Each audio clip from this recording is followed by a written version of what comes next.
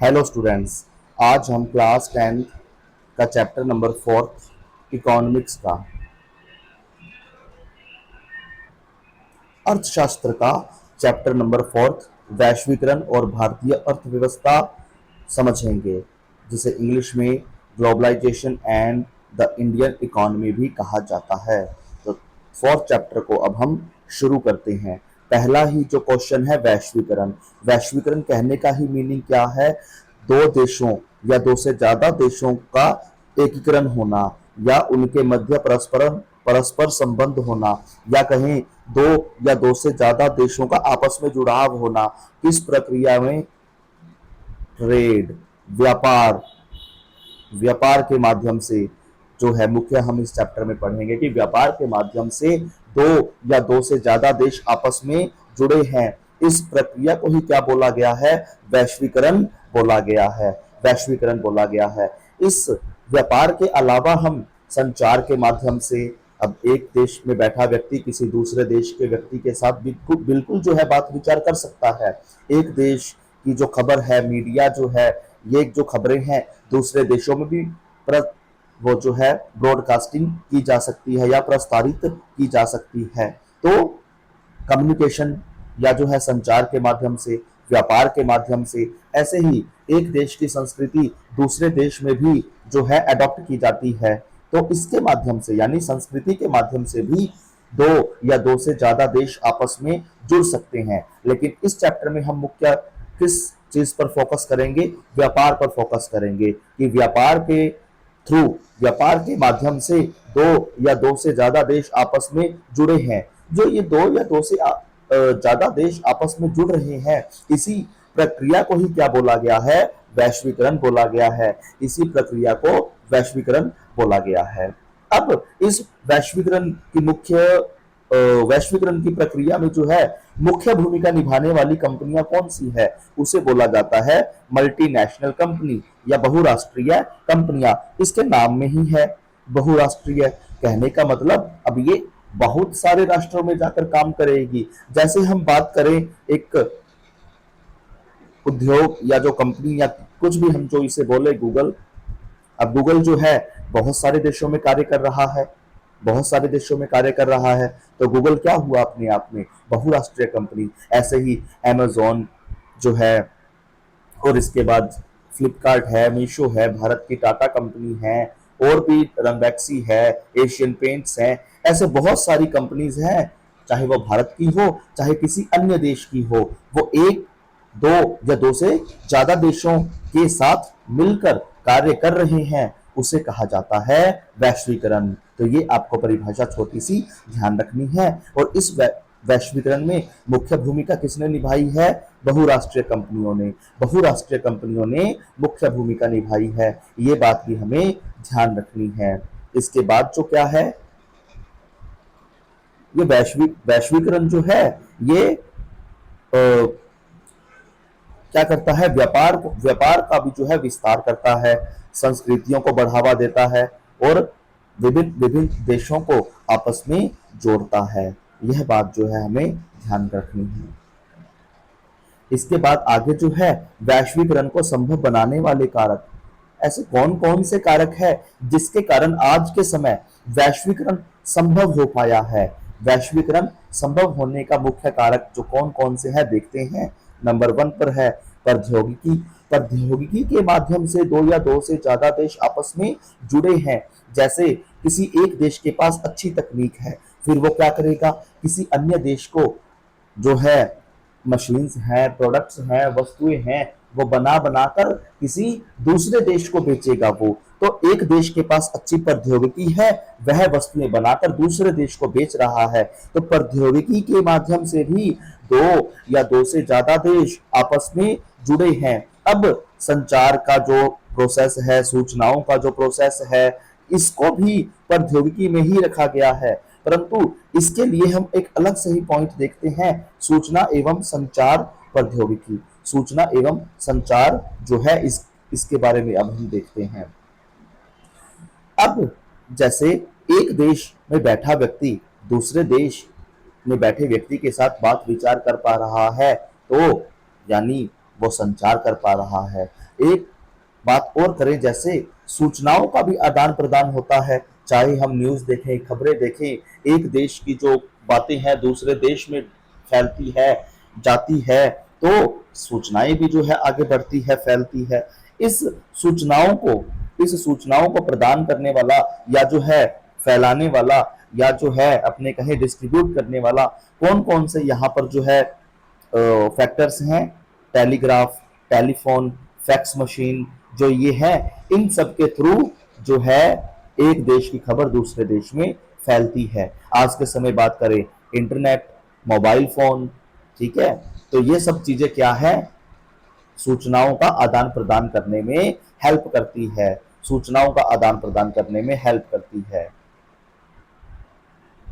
और दूर दराज क्षेत्र तक, काफी दूर दूर तक जो है इस सूचना और जो संचार है इसको बढ़ावा दिया गया है, या जो है इस जो है telegraph, telephone, mobile phone, internet, इन सब सेवाओं का प्रचार हुआ है, प्रसार हुआ है काफी डीप क्षेत्रों तक, गांवों तक, दूर दराज क्षेत्रों तक जो है इन सेवाओं का इन सेवाओं का प्रसार हुआ है।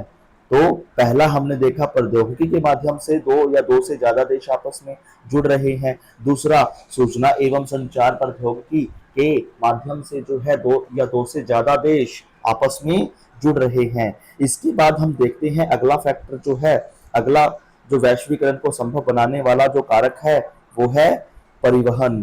परिवहन के माध्यम से भी दो या दो से ज्यादा देश आपस में जुड़े हैं। जैसे अब एक देश के पास, जैसे हम भारत की बात करते हैं, भारत को वस्तुएं एक्सपोर्ट करनी है या जो है वस्तुएं निर्यात करनी है, तो फिर भारत क्या करेगा? या तो लैंड रूट का यूज करेगा, सड़क मार्ग का यूज करेगा, या हवाई मार्ग का यूज करेगा, या जो है समुद्री मार्ग का यूज करेगा। तो एक देश दूसरे देश में अपनी वस्तुओं को बेचने के लिए अलग अलग जो है परिवहन के साधन हैं, इनका प्रयोग करता है। तो कुल मिलाकर हमें क्या बात ध्यान रखनी है कि दो या दो से ज्यादा देश को जोड़ने के लिए परिवहन का भी प्रयोग किया जाता है, क्योंकि परिवहन के माध्यम से जो है व्यापार किया जाता है। चाहे हम देश के अंदर की बात करें, चाहे देश के बाहर की बात करें, तो समुद्र के थ्रू जो हमें वस्तुएं बेचनी हैं, तो हम नावों का जो कार्गो शिप है उसका प्रयोग करेंगे। सड़क मार्ग के थ्रू अफगानिस्तान, पाकिस्तान के साथ हमें व्यापार करना है, तो सड़क मार्ग का प्रयोग करेंगे। अब जैसे कुछ महंगी वस्तुएं होती है, उन अगर महंगी वस्तुओं को हमें मंगवाना है या बेचना है, तब हम क्या यूज करते हैं? एयरवेज का यूज करते हैं। हम वायु जो परिवहन है इसका प्रयोग करते हैं। यह बात जो हमें ध्यान रखनी है।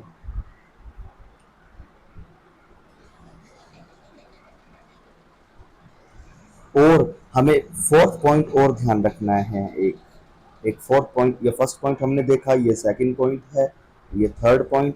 हमें एक फोर्थ पॉइंट और ध्यान रखना है, उदारीकरण की नीति।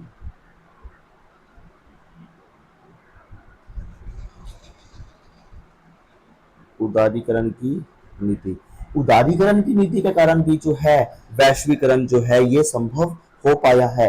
कैसे? जैसे हम बात करें कि अगर किसी विदेशी कंपनी को भारत या किसी अन्य देश में अपनी फैक्ट्री स्थापित करनी है, तो भारत या अन्य देश की सरकार को क्या होना पड़ेगा? उदार होना पड़ेगा।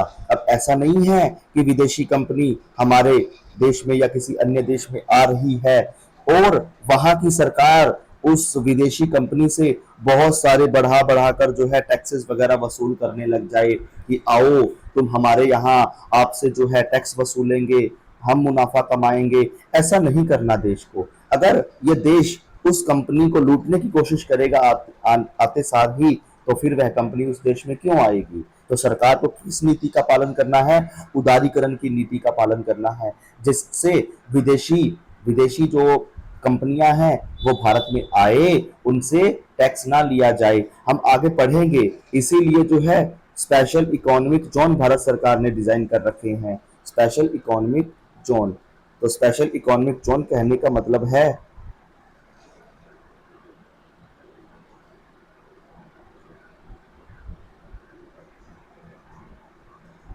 स्पेशल इकोनॉमिक जोन कहने का मतलब है विशेष आर्थिक क्षेत्र। विशेष आर्थिक क्षेत्र जो है भारत ने तैयार किए हैं ताकि विदेशी कंपनियों को भारत में बुलाया जाए। और 5 साल तक भारतीय सरकार कोई टैक्स नहीं लेती है इनसे। 5 साल तक भारतीय सरकार इनसे कोई टैक्स नहीं लेती है। यानी भारत ने उदारीकरण की नीति को अपना रखा है ताकि विदेशी कंपनी को भारत में जगह दी जाए और देश में आर्थिक विकास या जो हम बात करें इंडस्ट्रियल ग्रोथ या जो औद्योगिक ग्रोथ है यह संभव हो पाए। इसके बाद जो हमें क्या ध्यान रखना है,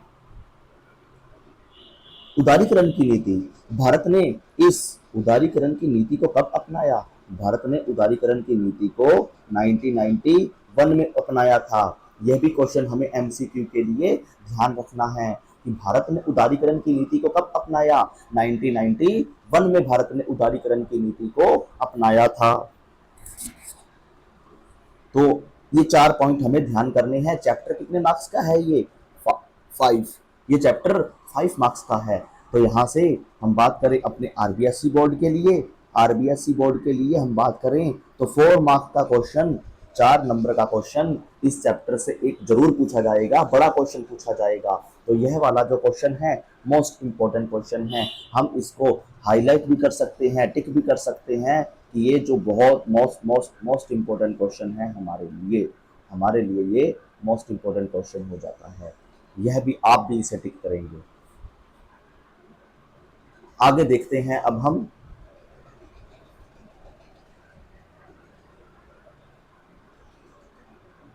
नेक्स्ट स्लाइड में। हम देखते हैं अगला जो क्वेश्चन है व्यापार अवरोध और उदारीकरण। पहली बात हम बात करें व्यापार अवरोध कहने का मतलब क्या है। व्यापार अवरोध कहने का मतलब क्या है? जब जब जैसे ये भारत हमारा, यहाँ से यूएसए, विदेशी कंपनी, जब ये विदेशी कंपनी भारत में आ रही होती है या किसी अन्य देश में आए, हम भारत का एग्जांपल लेते हैं, अगर विदेशी कंपनी किसी देश में आ रही है तो फिर वो उन पर टैक्स वगैरह बढ़ा दिया जाएगा। या जो विदेशी कंपनी है वो अपनी वस्तुएं भारत में बेचने के लिए आ रही है, या जो विदेशी सरकार है वह अपनी प्रोडक्ट्स को, वस्तुओं को भारत में बेचने आ रही है, तो भारत सरकार क्या करेगी? व्यापार अवरोध लगा देगी। कहने का मतलब, व्यापार अवरोध कहने का मतलब है टैक्स लगा देगी, कर लगा देगी, टैक्स जो है, टैरिफ है, बढ़ा देगी। ऐसा इसलिए करेगी भारतीय सरकार ताकि विदेशी कंपनी भारत का जो मार्केट है, भारत का जो बाजार है उसको खराब ना करे। अगर विदेशी कंपनी यहाँ आ जाएगी तो भारतीय वस्तुएं नहीं बिकेगी। तो कभी कभार ऐसा भी होता है कि भारतीय कंपनी, भारतीय सरकार या जो है कोई अन्य देश की सरकार विदेशी कंपनी को आने ही नहीं देता, विदेशी वस्तुओं को आने ही नहीं देता और बहुत सारा टैक्स बढ़ा देता है। जैसे अमेरिका का ये कोई प्रोडक्ट है, कोई भी XYZ प्रोडक्ट है, वो भारत में आकर जो है बेचना चाहता है, अपनी वस्तुएं बेचना चाहता है और भारतीय सरकार ने इस पर टैक्स लगा दिया। कहा कि जो ये 100 रुपए की वस्तु अगर आप बेचोगे ना तो हमें कम से कम 30 रुपए आप पहले हमें जमा करवाओ, 30% जो है हम आपसे टैक्स लेंगे। तो यानी कि ये वस्तु तो महंगी बिकेगी, फिर 30%, तो भारत में बिकेगी वो 130% की, 130 रुपए की बिकेगी फिर वो वस्तु। तो जो ये विदेशी कंपनी है या जो वस्तु है इसको कोई खरीदेगा नहीं क्योंकि ये महंगी हो गई है वस्तु। ऐसा इसलिए भारतीय सरकार या किसी अन्य देश की सरकार करती है ताकि हमारा खुद का बाजार बचा रहे, हमारे बाजार की जो सस्ती वस्तुएं हैं वह बिकती रहे और हमारे जो उद्योग हैं, बिजनेसमैन हैं, उनको मुनाफा होता रहे। इसीलिए ये व्यापार अवरोध लगाए जाते हैं। व्यापार अवरोध कहने का मतलब क्या होता है? एक लाइन में कहें तो आयात होने वाले या आयातित वस्तुओं पर लगाया गया कर। इसको हम लिख भी लेते हैं हल्का सा।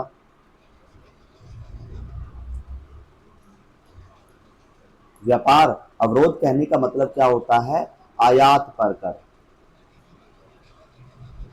आयात पर लगाया गया कर जो है इसे ही बोलते हैं व्यापार अवरोध। यहाँ क्या बता रखा है, यह आयातित वस्तुओं को अधिक महंगा बना देता है और स्थानीय उद्योगों तथा घरेलू उत्पादकों को विदेशी प्रतिस्पर्धा से संरक्षण प्रदान करता है।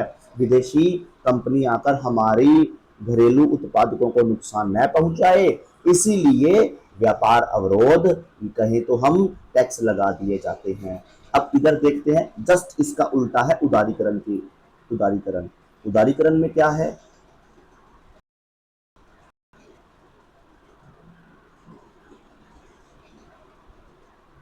देखते हैं।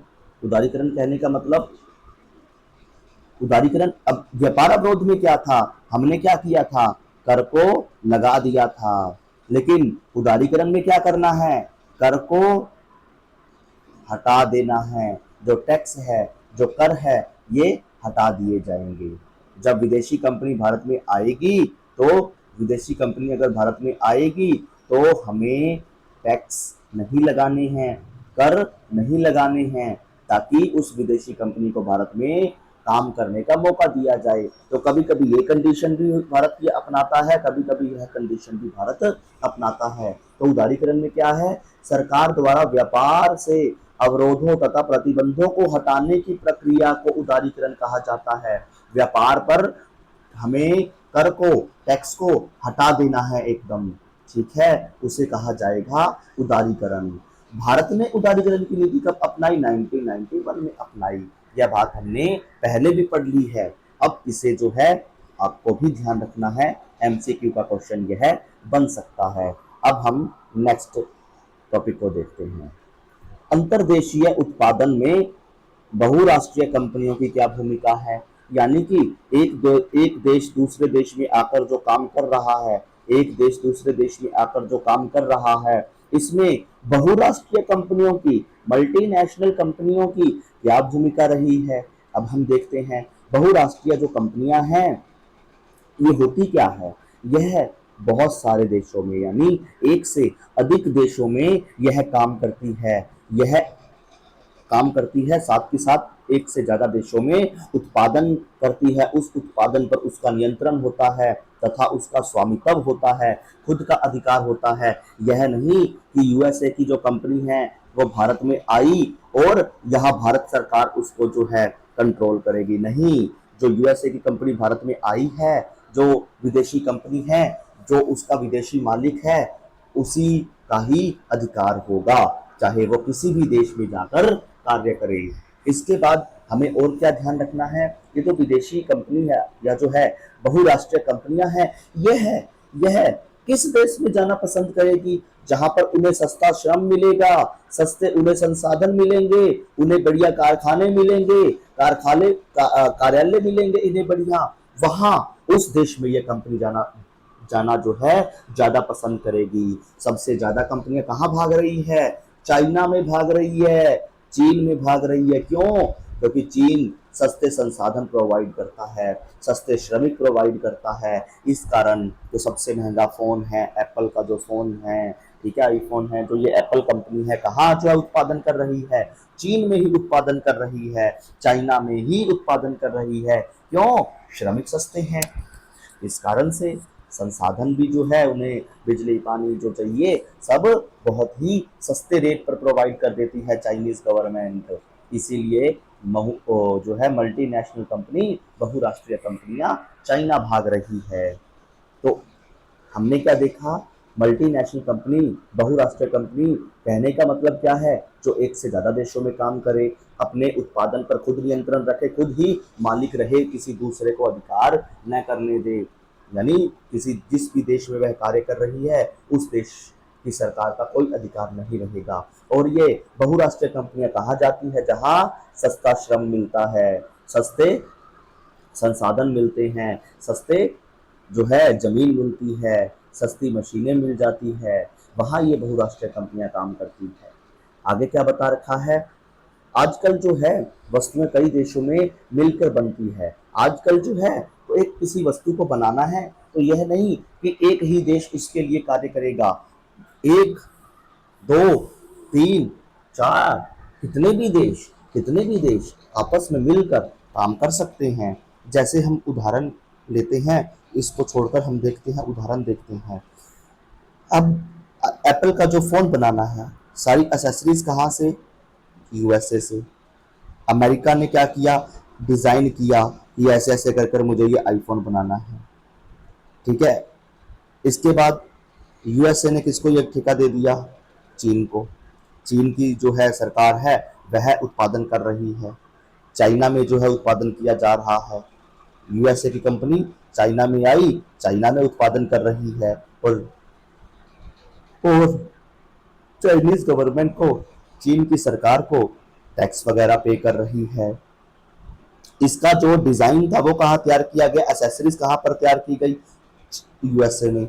उत्पादन कहाँ किया गया? चीन में। अब बहुत सारे देशों में इसको बेच दिया जाएगा, इस आईफोन को बेच दिया जाएगा। और अगर इस फोन को अगर मतलब मार्केटिंग करनी है तो भारत भी जो है एडवर्टाइजमेंट करेगा, और बहुत सारे देश इसके एडवर्टाइजमेंट करेंगे। तो ये इसमें बताया गया है। आजकल क्या हुआ है, किसी वस्तु को उत्पादन करने के लिए बहुत सारे देश मिलकर आपस में काम करते हैं। चीन में पुर्जे, मैक्सिको में उसकी असेंबलिंग, भारत में कॉल सेंटर। यानी यहाँ पर ये बताया है कि पुर्जे तो चीन के थे, चीन में पुर्जे तैयार किए गए, उसकी असेंबलिंग यानी पूरा जो प्रोडक्ट है तैयार कहाँ किया गया? मैक्सिको में। अब भारत उस वस्तु को एडवर्टाइजमेंट करके बेच रहा है, यानी कॉल सेंटर कहने का मतलब एडवर्टाइजमेंट कर कर बेच रहा है। हमने यहाँ पर देखा अमेरिका का उदाहरण, यूएसए ने पुर्जे वगैरह का जो है वो डिजाइन किया, तैयार किया यूएसए ने, उत्पादन उसका चीन में किया गया। भारत और अन्य देश जो है वो उसका प्रचार प्रसार कर रहे हैं, और ये मोबाइल बिक रहे हैं। तो इस प्रकार से जो है बहुराष्ट्रीय कंपनियां एक दो से अन्य देशों में कार्य करती है, दो या दो से ज्यादा देशों के साथ मिलकर भी कार्य करती है। यह भी बात हमें ध्यान रखनी है। इसके बाद जो ये एमएनसी निवेश करता है उसे विदेशी निवेश कहा गया है। जो ये मल्टीनेशनल कंपनी, बहुराष्ट्रीय कंपनियां निवेश करती है, इसके निवेश को विदेशी निवेश कहा गया है। तो यह भी क्वेश्चन पूछा जा सकता है, बहुराष्ट्रीय कंपनियों के द्वारा किया जाने वाला निवेश निम्नलिखित में से कहलाता है? क्या कहलाता है? विदेशी निवेश कहलाता है। ऐसे ही जितने भी इंपॉर्टेंट क्वेश्चंस बन सकते हैं, long, short, MCQ, one liner, 2 marks, 3 marks, maps, सारे जो है हम चैप्टर खत्म होने के बाद एक ही क्लास में मतलब चैप्टर वाइज क्वेश्चंस की भी प्रैक्टिस करेंगे। इसलिए आप जो है हमारे चैनल को सब्सक्राइब करें ताकि आप अपनी तैयारी को और बेहतर बना सकें। और इंग्लिश मीडियम के स्टूडेंट्स हैं तो वह भी हमारे चैनल से जुड़ सकते हैं। हमने ऑलरेडी इंग्लिश मीडियम की क्लासेस जो है अपने चैनल पे अपलोड कर दी है, बहुत ही इजी लैंग्वेज में हमने वो समझा रखा है। अब हम पढ़ रहे थे कि जो ये अंतर्देशीय उत्पादन कैसे करती है, यानी कि एक जो मल्टीनेशनल कंपनी है कैसे अन्य अन्य देशों के साथ जुड़ती है। तो ये बात हमने यहाँ पर पढ़ी। इसके बाद और क्या बताया गया है? बहुराष्ट्रीय कंपनियां, मल्टीनेशनल कंपनियां स्थानीय कंपनियों के साथ कैसे जुड़ती है, स्थानीय कंपनियों के साथ कैसे काम करती है, यह अब हम देखेंगे। मल्टीनेशनल कंपनी जो है, बहुराष्ट्रीय कंपनियां हैं, संयुक्त उपक्रम कहने का मतलब क्या है कि जब बहुराष्ट्रीय कंपनी स्थानीय कंपनियों के साथ मिलकर काम करती है उसे कहा जाता है संयुक्त उपक्रम। उसे कहा जाता है संयुक्त उपक्रम। जब बहुराष्ट्रीय कंपनी स्थानीय कंपनी के साथ मिलकर काम करती है उसे संयुक्त उपक्रम कहा जाता है। यह बात भी हमें ध्यान रखनी है। और कभी कभी ये क्या होता है, जो ये एमएनसी होती है, बहुराष्ट्रीय कंपनी होती है, वह स्थानीय कंपनियों में को जो है निवेश करने के लिए पैसे देती है, उनको नवीनतम तकनीक प्रदान करती है, प्रोवाइड करती है, मशीन्स वगैरह प्रोवाइड करती है ताकि स्थानीय कंपनी अच्छे से उत्पादन कर सके। और ऐसा फायदा क्यों कर रही है? ये कभी इसलिए कर रही है क्योंकि यह मल्टीनेशनल कंपनी स्थानीय कंपनी को खरीद भी लेती है, वह हम अब आगे देखते हैं। इसके बाद क्या है कि जो स्थानीय कंपनियों को खरीदना। यह बात जो है आगे बता दी कि पहले तो मल्टीनेशनल कंपनी स्थानीय कंपनी में को निवेश करने के लिए पैसे देगी, नवीनतम तकनीक देगी। जब स्थानीय कंपनी अच्छे से कार्य करने लग जाती है, उस स्थानीय कंपनी को ये मल्टीनेशनल कंपनी खरीद लेती है। इसका उदाहरण है कारगिल फूड्स। कारगिल फूड्स ने क्या किया था, भारत की परख फूड्स जो कंपनी है, खाने पीने की वस्तुओं का उत्पादन करती थी, उसे खरीद लिया था। तो कारगिल फूड्स ने क्या किया था, परख फूड्स को खरीद लिया था। पहले तो कारगिल परख फूड के साथ मिलकर कार्य कर रही थी, फिर कारगिल ने परख फूड को खरीद लिया। और क्या होता है, ठीक है, तो जो ये बहुराष्ट्रीय कंपनियां हैं, मल्टीनेशनल कंपनी हैं, ये क्या करती है, बहुराष्ट्रीय कंपनियां, इसने स्थानीय कंपनी को ऑर्डर दिया, कहा हमारे लिए कपड़े आप जो है तैयार करो। स्थानीय कंपनी ने एक शर्ट की कीमत आई 100 रुपये, कहा 100 रुपये में मतलब खरीद लिया लगभग जो है, वैसे तो और भी सस्ते होते हैं, हम 100 रुपये मानकर चलते हैं। एक ब्रांडेड कंपनी है लिवाइस। अब लिवाइस ने क्या किया, इस 100 रुपये की शर्ट इनसे खरीद ली, स्थानीय कंपनी से 100 रुपये की शर्ट खरीद ली, इस पर अपना लिवाइस का ब्रांड टैग लगा दिया और इस शर्ट को 2000 का बेच दिया। ऐसे ये बहुराष्ट्रीय कंपनियां मुनाफा कमा रही है, सस्ते वस्तुओं को खरीदकर खुद का टैग लगाकर महंगी बेचकर मुनाफा कमा रही है। तो ऐसे जो है स्थानीय कंपनियों को ये बहुराष्ट्रीय कंपनियां ऑर्डर देती है और उनके सस्ते वस्तुओं को खरीदकर अपना ब्रांड का नाम लगाकर वस्तुएं महंगी बेच देती है और मुनाफा कमाती है। इसके बाद हमें क्या ध्यान रखना है, फोर्ड मोटर्स के बारे में। फोर्ड मोटर्स जो है वो भारत में कब आई थी, भारत में आई थी 1995 में। 1995 में ये फोर्ड मोटर भारत में आई थी। यह जो कंपनी है कहाँ की है, यूएसए, अमेरिका की ये कार की कंपनी है फोर्ड। 26 से भी ज्यादा देशों में यह कार्य कर रही थी और अब और भी हो सकती है। 1995 में भारत में आई, इसने 1700 करोड़ रुपए का जो है भारत में निवेश किया। इसके बाद इसने भारत की महिंद्रा कंपनी के साथ मिलकर काम किया। महिंद्रा और फोर्ड, महिंद्रा एंड महिंद्रा यानी महिंद्रा जो कंपनी है उसके साथ मिलकर इसने काम किया। महिंद्रा में इसने निवेश कर दिया, महिंद्रा कंपनी में, तो फोर्ड महिंद्रा के साथ मिलकर अब काम करने लगी और फिर फोर्ड की गाड़ियां चलने लगी थी। महिंद्रा की कम हो गई थी, बंद हो गई थी, क्यों, क्योंकि फोर्ड ने किस कंपनी में इन्वेस्ट कर दिया, महिंद्रा एंड महिंद्रा यानी कि जो महिंद्रा कंपनी में इन्वेस्ट कर दिया। अब मालिकाना हक किसके पास आ गया, फोर्ड के पास आ गया। तो फोर्ड कंपनी ऐसे जो है भारत में फोर्ड गाड़ियों का उत्पादन कर रही थी। इसके बाद फिर क्या हुआ, समय आया 2021 का। 2021 में महिंद्रा ने फोर्ड से कट्टी कर ली, अब हम तुम्हारे साथ काम नहीं करेंगे, आप अपने घर जाओ, गो टू होम। तो फोर्ड भारत को छोड़कर यूएसए चली गई और महिंद्रा एंड महिंद्रा अब अकेले कार्य कर रही है। तभी तो थार जो है, महिंद्रा थार है, अब महिंद्रा वालों ने लॉन्च की है, जो बहुत ही तेजी से मार्केट में बिक रही है। अब महिंद्रा खुद मुनाफा कमा रही है इस प्रकार से। तो ये बात जो है हमने इसमें बता रखी है।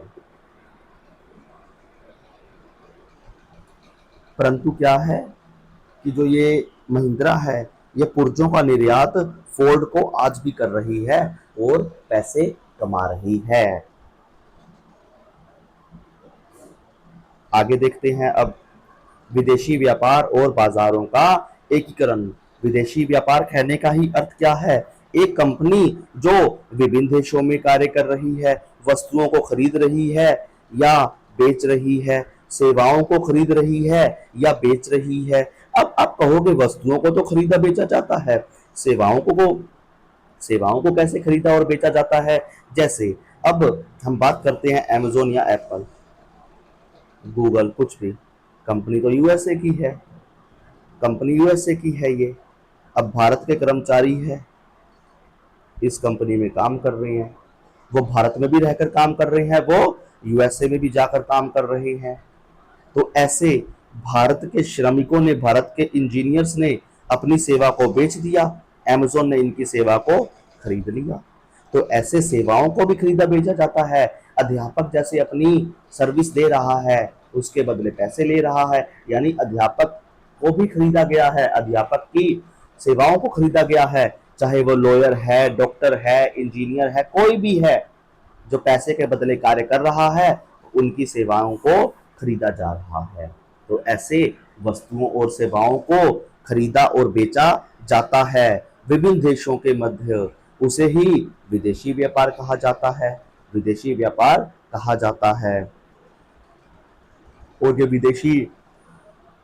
व्यापार विदेशी व्यापार क्या करता है? दो या दो से ज्यादा देशों को आपस में जोड़ता है।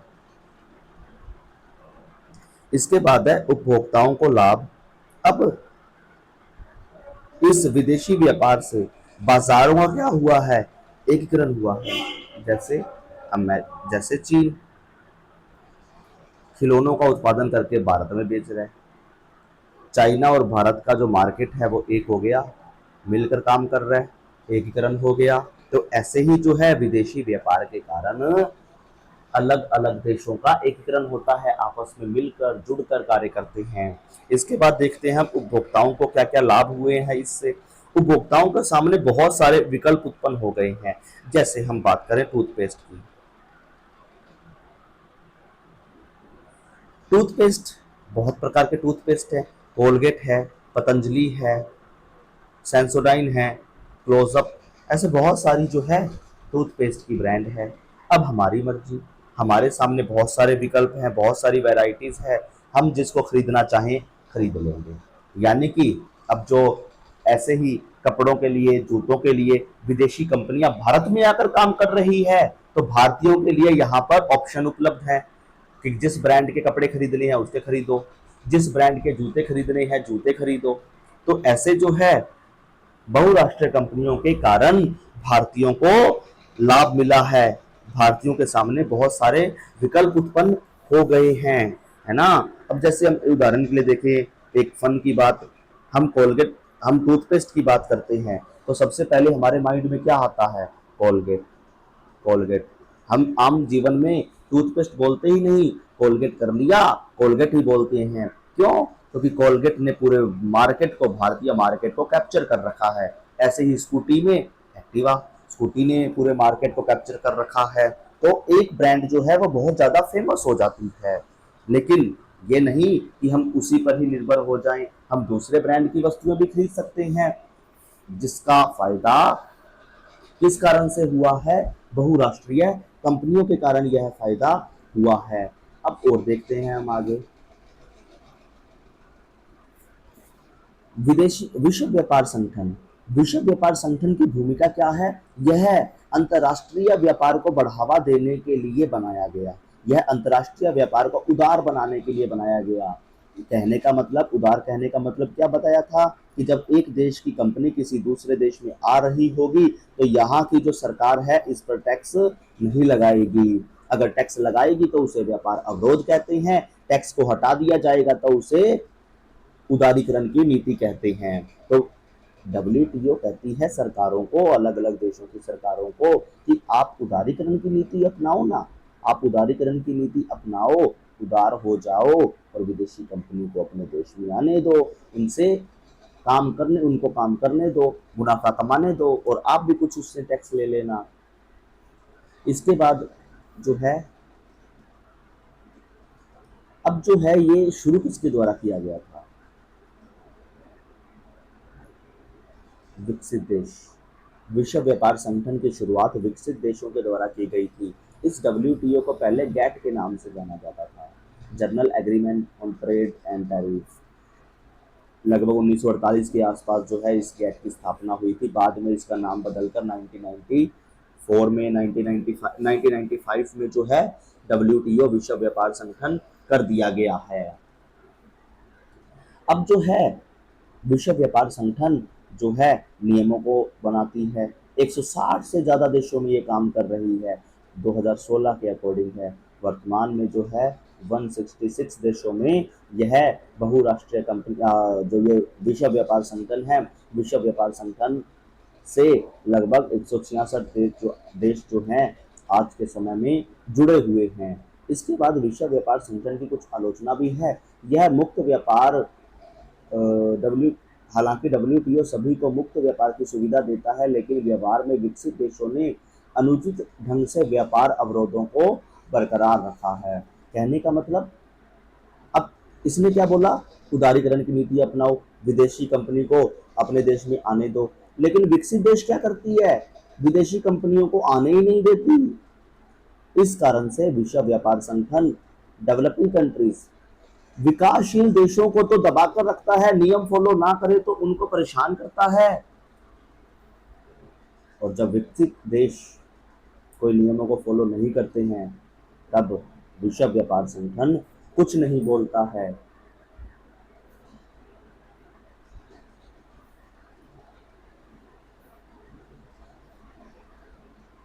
यही बात जो आगे बता रखी है, विकासशील देशों को तो अवरोध हटाने पर मजबूर करता है और खुद हटाता ही नहीं है विकसित देश। जैसे अमेरिका अमेरिका अमेरिका ने हाल ही में भारत के साथ क्या किया, भारत पर 100% टैरिफ लगा दिया कि हमारे साथ व्यापार करोगे हमें हमें ज़्यादा पैसा दो।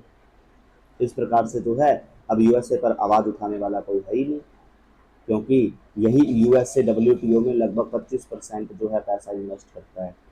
सबसे ज़्यादा पैसा कौन इन्वेस्ट कर रहा है, यूएसए। तो चलेगी किसकी, यूएसए की। इसीलिए इसके खिलाफ बोलने वाला कोई नहीं है।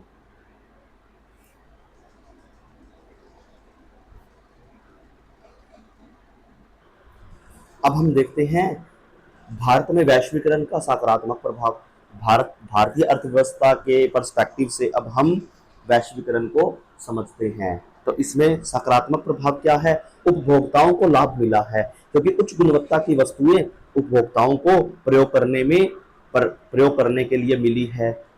दूसरा, भारतीयों के लिए जो है ऑप्शंस बहुत, या जो है विकल्प बहुत उपलब्ध हो गए हैं कि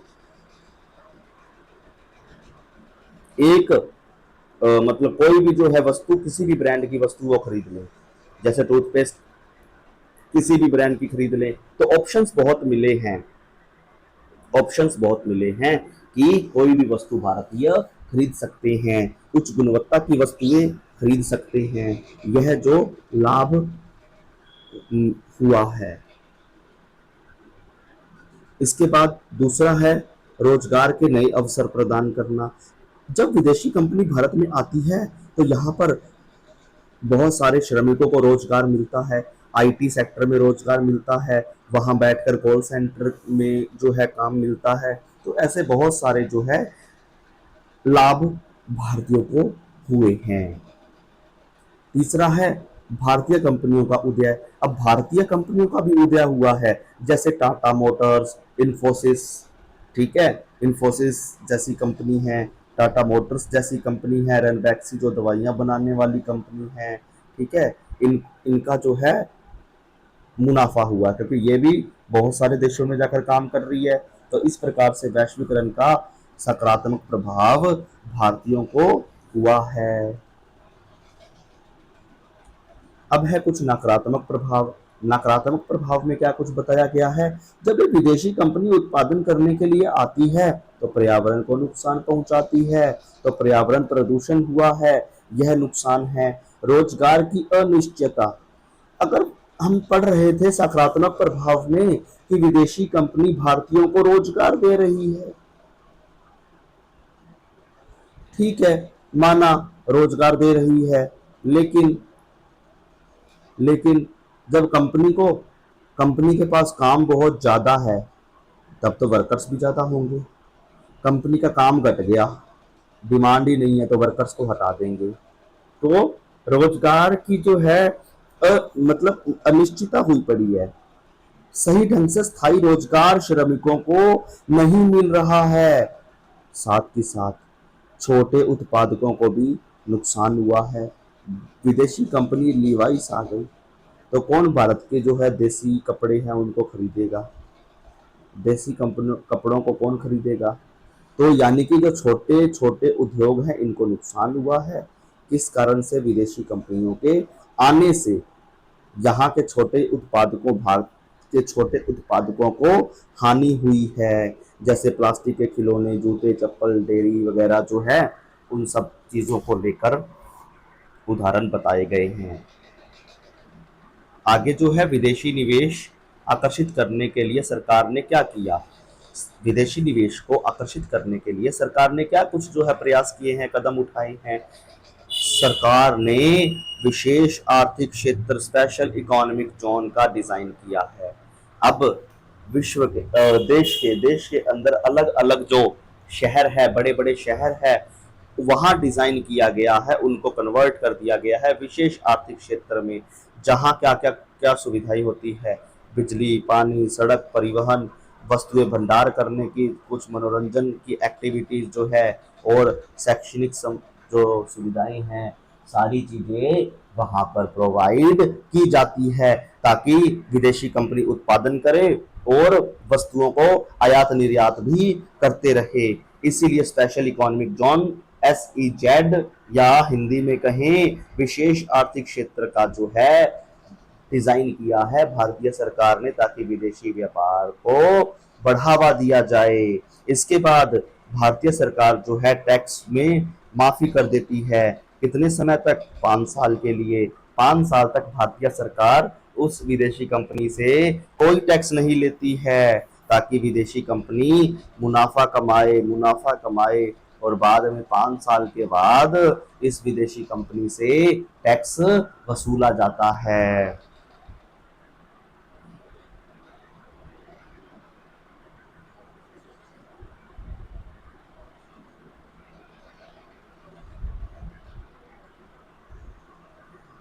अब जो है वैश्वीकरण, न्याय संगत वैश्वीकरण के लिए संघर्ष। अब वैश्वीकरण सही तरीके से काम ही नहीं कर रहा है। वैश्वीकरण का मतलब विश्व व्यापार संगठन सही से काम नहीं कर रहा है। वैश्वीकरण का लाभ सभी को अच्छे से भी नहीं मिला है। क्यों? कारण, जैसे लाभ जो था, लाभ सभी को एक समान नहीं मिला है, क्योंकि विदेशी कंपनी भारत में आई या किसी अन्य देश में आई, तो अमीरों ने तो अपना मुनाफा कमा लिया, गरीब अपना मुनाफा कैसे कमाए? गरीब लोग कैसे जो है उन वस्तुओं को अफोर्ड करें? अमीर लोग तो है अफोर्ड कर लेंगे, गरीब लोग कैसे उन वस्तुओं को अफोर्ड करेंगे, खरीद पाएंगे? तो इस प्रकार से इस विदेशी कंपनियों ने जो हम बात करें वैश्वीकरण ने सबको एक बराबर लाभ नहीं दिया है। अब होता क्या है, जब विदेशी कंपनी भारत में आती है, तो उनको श्रमिकों को कोई कानून फॉलो नहीं करने पड़ते। जैसे हमें जरूरत के अनुसार श्रमिकों की संख्या बढ़ा देनी है, फिर घटा देनी है, वो कंपनी अपनी मर्जी से करती है। अगर भारतीय सरकार इस पर नियम बना दे या कोई अन्य सरकार इस पर नियम बना दे, तो उन लोगों को स्थायी रूप से रोजगार मिल जाएगा, और सभी लोगों को एक प्रकार से, एक समान से जो है वस्तुओं को प्रयोग करने का मौका मिलेगा। सरकार को क्या करना चाहिए? श्रम कानून बना देने चाहिए, ताकि वो विदेशी कंपनी श्रमिकों को परेशान ना करे, शोषण ना करे, एक्सप्लॉइट ना करे। और ये जो है 1976 में इंडिया ने पारिश्रमिक नियम बनाया था, जिसमें सभी लोगों को एक बराबर, चाहे वो महिला है, पुरुष है, कितनी भी एज का है, सभी को एक बराबर तरीके से जो है तनख्वाह दी जाएगी। भारत ने तो सुधार किया खुद के लिए, खुद के देशों के लिए, लेकिन विदेशी कंपनियों के लिए जो श्रमिक काम कर रहा है, उनके साथ आज भी अत्याचार हो रहा है। इसके बाद जब वैश्वीकरण ढंग से कार्य नहीं, मतलब जो है वैश्वीकरण का लाभ सबको बराबर नहीं मिल पा रहा था, विश्व व्यापार संगठन सही से कार्य नहीं कर पा रही थी, तब साउथ एशियन देश है एक देश, उसका नाम है हांगकांग। हांगकांग हांगकांग जो ये देश है, हांगकांग ने 2005 में इस विश्व व्यापार संगठन के खिलाफ आवाज उठाई। हांगकांग ने 2005 में विश्व व्यापार संगठन के खिलाफ आवाज उठाई और कहा कि जो तुम विकसित देशों का पक्ष ले रहे हो, ऐसा मत करो, सबको बराबर अधिकार दो। तो हमें ये ध्यान रखना है कि हांगकांग ने कब जो है विश्व व्यापार संगठन के खिलाफ आवाज उठाई, संघर्ष किया 2005 में। अब हमने जो है अपने चैप्टर को कंप्लीट कर लिया है। अब हमारा लास्ट चैप्टर बचता है, जो कि अब हम बहुत ही जल्द उसे भी कंप्लीट करेंगे। Thank you students. और चैनल को सब्सक्राइब जरूर करें, हमारी वीडियो को लाइक करें